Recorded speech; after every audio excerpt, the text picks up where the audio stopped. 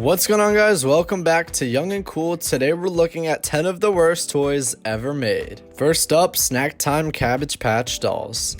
What are you feeding it? I'm feeding it licorice and french fries. Cabbage Patch Dolls were a favorite back in the early 1980s. With businesses booming, there were a lot of different sets sold. The SNACKTIME Kid from 1996 was a set that a lot of parents, kids, and probably Mattel won't forget.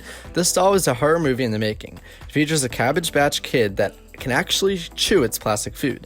The problem is its powerful mechanic jaws can also chew on little children's fingers and hair, and it won't stop until it's done. And it did just that on Christmas 1996. Amidst many complaints, Mattel decided to recall it and even reimburse customers.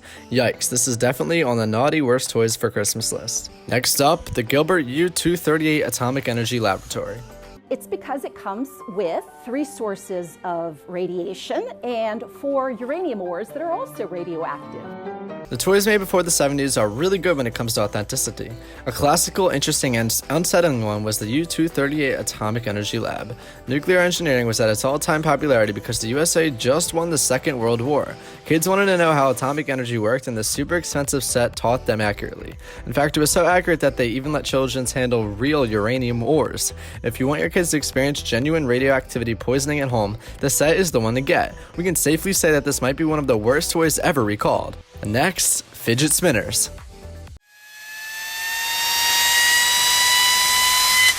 Oh, she's humming! These little spinning toys became super popular in 2017. They marketed it as a good psychological de-stressor, but there's no scientific evidence that it can.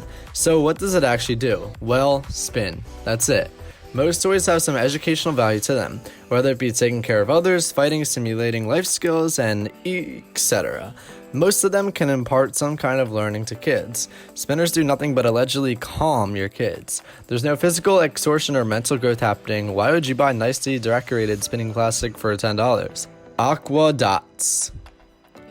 AQUA Dots is an innovative little artsy set that a lot of kids coveted when it came out. In fact, it was so popular that lots of toy stores around the world carried it. Colorful little orbs that you can draw without using water? Sounds like fun, until you swallow one, that is. While it's not in the gameplay to swallow these tiny little spheres, who would be able to dissuade children if they really wanted to try it out, right? The first problem was this set. It's a choking hazard. The orbs are the size of a big bubble tapioca, so children can easily swallow it. That's not the worst that could happen. Apparently, ingesting this little orb is equivalent to swallowing a date rape drug. Who would even put something like that on a kid's toy? Moon shoes. Moon shoes are like mini trampolines for your feet. The shoes have anti-gravity effects, so as kids walk and jump, it feels like they're walking on the moon. If you're looking for a personal trampoline, this is definitely it. Moon shoes have been ingrained in today's pop culture as one of the greatest toys back in the 90s. It's also one of the most hazardous. This toy's objective is to simulate what it's like to walk on the moon with anti-gravity effects. However, it does so quite effectively that it has resulted in many a broken ankle. What do you expect when you're walking on huge buckets with bungee strings strapped to your feet? Want to try moonwalking for real? You're in luck. Next up, Sky Dancers. Sky Dancers! The 90s are on a roll. Have you noticed that the best and worst toys in the 90s seem to coincide too often? Because we definitely have. Another great but questionable toy is the Sky Dancer series. This beautiful toy has foam wings that spin around when propelled so that you can watch your Sky Dancer dance in the air. Unfortunately, its wings can also poke you in the eye, and for many children back in the day, it has. Boys aren't even exempt from these accidents because the toy company who made Sky Dancers also released a line of for boys, the Dragonflies. So what if they're slightly dangerous? Well, the sight of them dancing on air is kinda worth it. Whew, next up, foam dart gun. What's up, guys? It's Draken. This is the foam dart gun. I saw this a while ago on Amazon and I just couldn't believe it was real. Toy guns are a classic when it comes to buying for a boy. Their dreams of being a good policeman just seems within reach when they hold a weapon against the bad guys. But there's a big reason why most toy guns look bright and unrealistic. The people who made foam dart gun didn't get the memo. The toys look hyper-realistic from afar with its gunmetal cutter and design. Sure, kids who aren't careful would probably hurt each other with the foam darts, but that's not the worst that could happen. People might think that your kid is actually holding a real-life gun and panic, and that's exactly what happened when a 12-year-old boy was fatally injured by the cops. That just screams one of the worst toys in the world. It's currently unavailable in a lot of stores, but waitlisting for it might get you somewhere in the future. Next, Power Mite working power tools. When it comes to the 1960s, the toy industry just loves putting out very useful and authentic sets. That's why when Daddy wants to use his own power tools, why can't Baby do it as well, right? You may think that these power tools are plastic because, you know, safety reasons, but nah. They're actually working power tools that you can plug in and start using. The only difference, they're kid-sized. Why? Just why?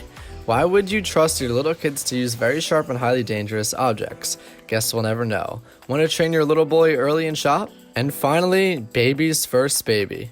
Last but not the least, and definitely the most unsettling, is this doll by artist Darren Cullen. While it's not a real toy, the doll looks like a genuine doll and has features that will definitely raise some eyebrows and probably a lot of parents' voices too. You know those baby dolls that you can feed or change diapers with? Well, this doll is something like that, except it gives birth to a smaller fetus doll. Yup, you read that right, a baby that has a baby. If that doesn't gross you out and set alarm bells ringing in your head, something is wrong. Unfortunately, this awesome baby doll is just a one-time thing and has already been sold for more than $1,000. Better luck buying it next time. Alright, so that's gonna wrap it up for this episode of Young and Cool. Make sure you guys hit that like button, subscribe, and comment down below which one shocked you. And I'll see you guys in the next video. Stay safe and have a great day.